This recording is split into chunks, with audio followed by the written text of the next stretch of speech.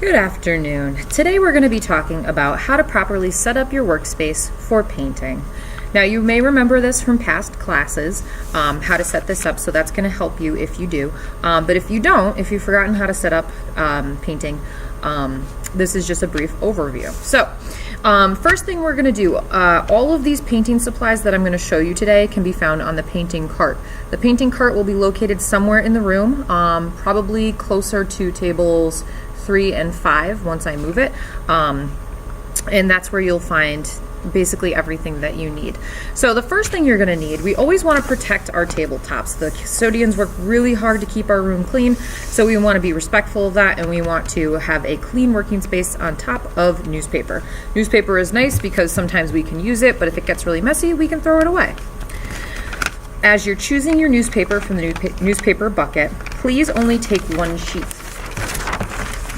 One sheet is enough to cover your workspace and will help us go through the newspaper at a little bit of a slower pace.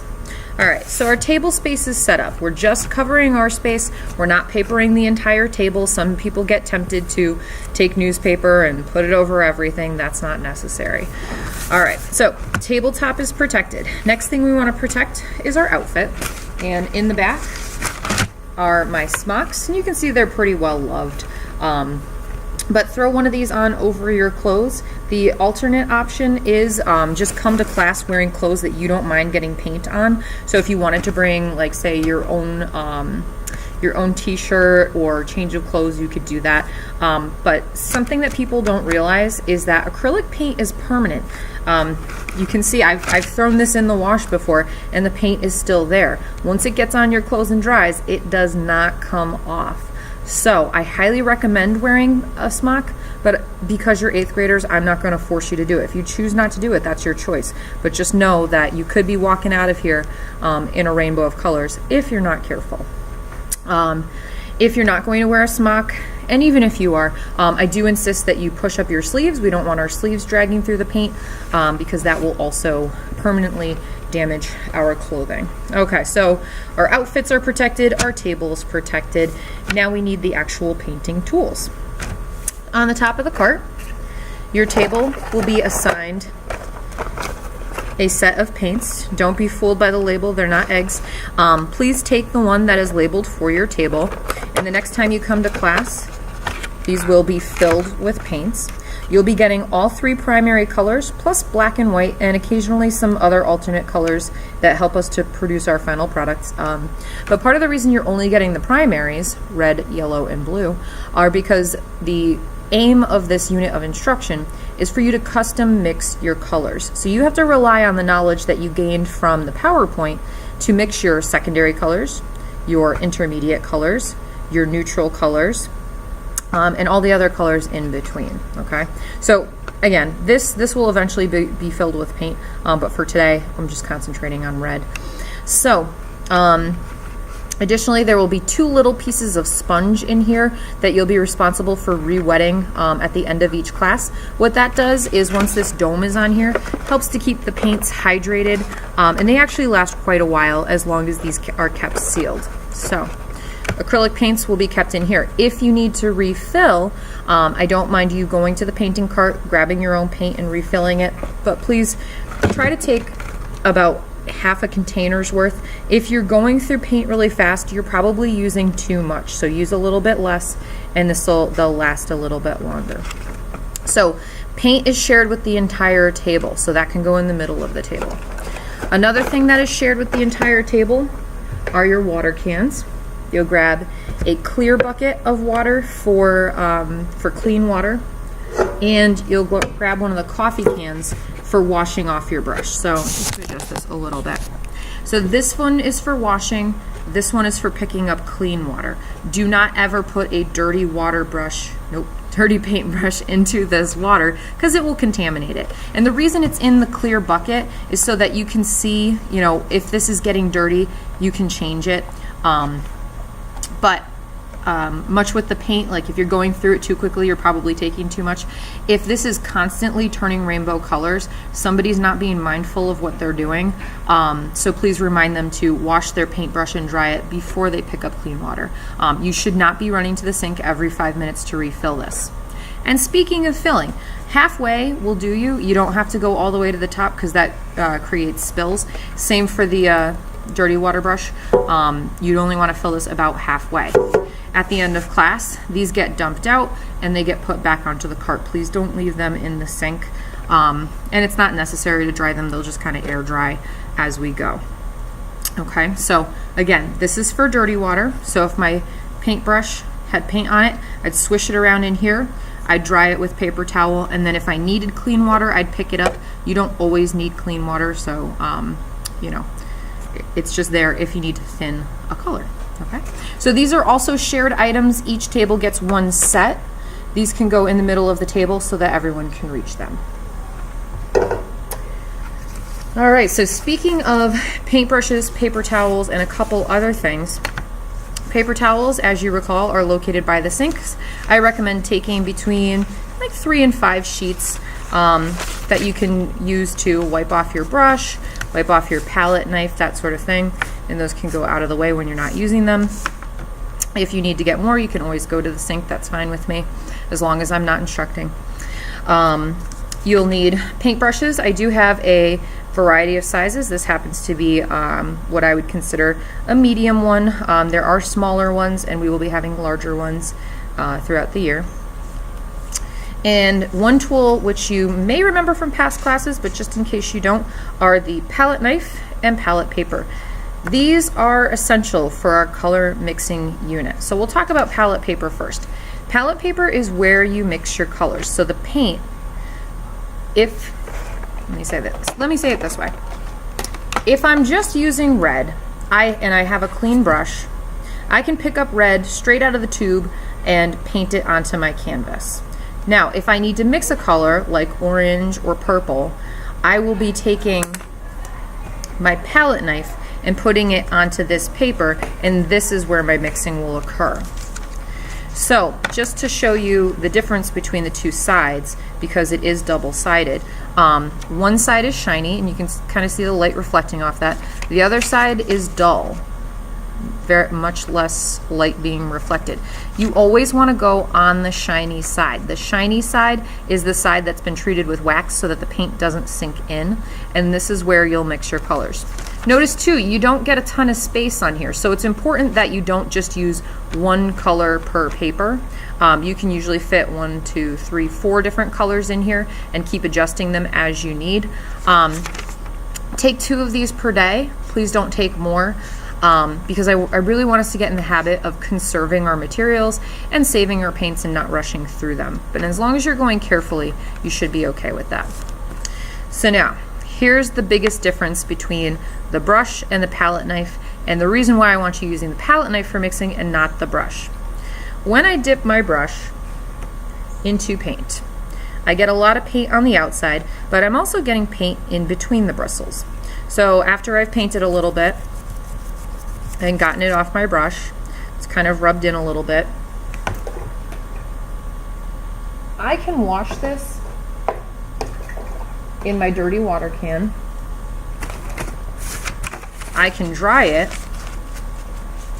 Okay, so it's looking fairly clean from the outside, right?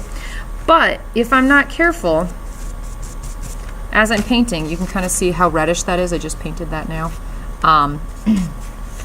There's still paint hidden in the bristles of this. So even though the outside might look clean, the inside, the inner bristles, still have red, and that's going to taint my color. So for example, we know from yesterday's reading that when you mix a primary with a secondary, or with its secondary complement, so for example red with the color green, that will make a dull color. If I'm trying to go from the red that I just used to mixing a very bright green color, I'm going to be getting red in there, and that's going to dull my color. So I don't want to dull my green by having, you know, extra red in there. Just like I wouldn't want to dull my violet by having extra yellow. I wouldn't want to dull my orange by having extra blue. So it's really important that when we mix colors, we try not to mix it with the brush. Rather, we should be using the palette knife. Now, most of these at this point are kind of well loved. You know, they've got dried paint on them. The dried paint won't affect it. If it really bothers you, you could spend a couple minutes just kind of scratching that stuff off or washing it at the sink. But this, because it's dried, it won't influence the colors that you're picking up. So if I wanted to mix a color, I would take my palette paper, shiny side up.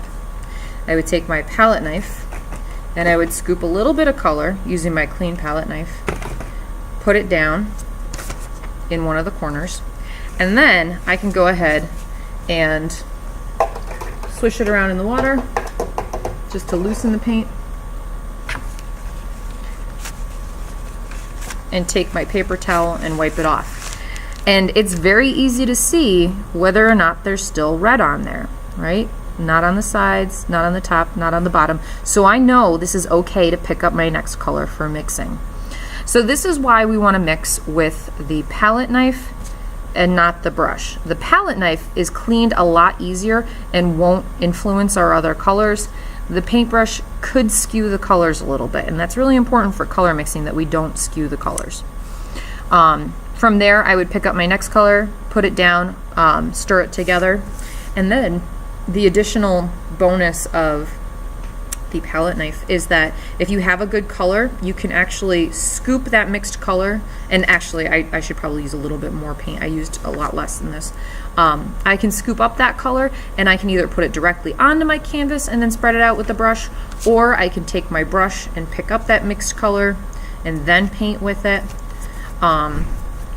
But the nice thing about this is that, you know, it doesn't absorb paint, and it's really good for scooping, okay? And very easy to clean. All right, so is there anything else? I think that's about it. So every day you'll be expected when you come to class to set up your workspace like this, and then as we get started, you'll have a couple different assignments that you have to do that involve color mixing, and a couple different color painting techniques, which we will go over together. And this will basically be your workspace. Let's talk cleanup for a second. Cleanup is pretty easy. Paper towels get folded up and thrown in the trash. Palette paper, if you have extra space and you want to reuse it, just put it with whatever you're working on, making sure that, you know, if you were doing a painting, this is on top so that it doesn't stick to it. You can reuse palette paper. Otherwise, if this thing is chock full of paint and you're not going to use it again, just fold it in half and try to keep the paint on the inside. This also goes in the trash. Palette knives and paintbrushes get washed in the sink at the end of class and put back into their corresponding containers on the painting cart. Palettes will get re-wetted with the sponges. If you need to refill anything, the end of class is a great time to do it, because you know you're going to be working with these paints again the next day. You'll close this up, make sure that it's sealed. You should hear it snap, and then these will get stacked on the painting cart. Smocks will go back into the smock box. Newspaper, if it's only got a little bit of paint on it, you can put it back into the newspaper box. And finally, these containers get dumped into the sink, and then they get put back onto the cart. So cleanup around here is fairly easy. Works in progress, such as your painting or your worksheets, those will all go onto the blue drying racks. Try to use the right-sided one. The left side I tend to use for my 5th graders. And then just a final word about paints. Because we're sharing these paints with the table, it's really important that everyone has their own palette knife that they're using. So don't share palette knives. I should have enough for everybody to have their own. But it's really important that if you see any paint getting in here, so say for example, somebody had white on their palette knife, they forgot to take it off and it got onto the red paint. The nice thing about the palette knife is I can go in there, I can scrape off that little bit of white and wipe it off, and then it'll clean that red back up. These have to last us for the rest of the cycle. And in fact, I'd like to be able to use these with more than one class. So it's really, really important that we keep these colors pure. So please don't use this area up here for mixing. Don't use the spaces in between for mixing. Always clean off your palette knives when you're using paint. And this should last you quite a while. In fact, the whole cycle, okay? All right, so at this time, we are done discussing painting supply setup, and depending on what day it is, you might be launching into an actual painting right now, or if it's a regular day, you're probably out of time and about to leave for your next class. So thank you for being such an attentive audience, and I look forward to painting with us in the future.